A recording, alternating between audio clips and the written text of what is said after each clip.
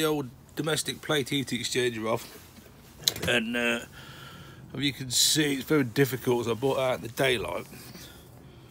Right, this bottom section, this is how it fits onto the boiler, that way up. Here is where the cold water goes in and comes out hot through this one here. These here are totally separate. This hole and this hole are totally separate from that one and that one. That one is where the old,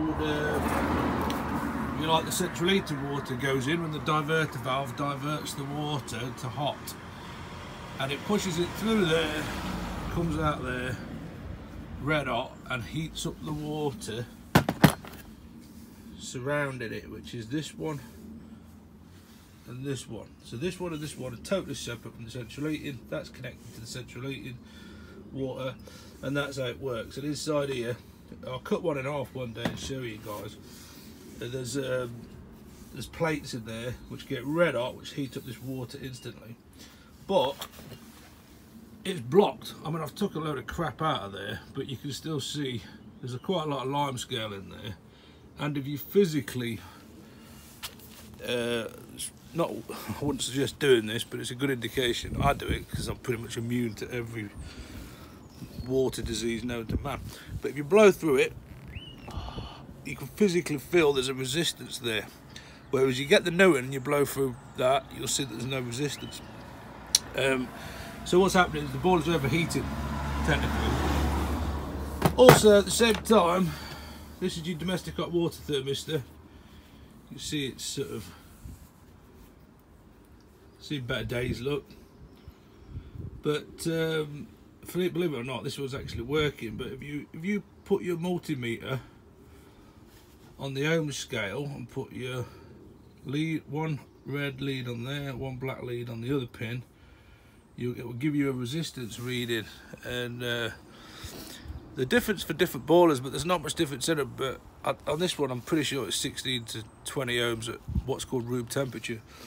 So this one's actually bang on, but I'm changing it anyway because it's cutting up like mad. And if you're changing the plate heat exchanger, you might as well change that. Now they always put these in the most awkward places, so what I'd suggest you do is get yourself a ring spanner the right size. I think this one's 13mm, I think, to make life a lot easier to get the and to put the new one in. Now on this particular boiler, some of it, these thermistors come with a rubber in there built into the body which seals it. This particular one doesn't. So whatever you do, I would never suggest putting that in dry, because in the previous video you see they leak.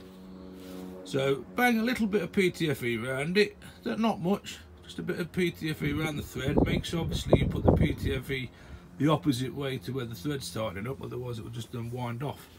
And you do that pretty much with every thread. Okay, so you do it as you tighten it up, the PTFE tightens up with the thread. So we're going to put that on. I've got the new heat exchanger on. This will give us, should be able to have a nice bath tonight.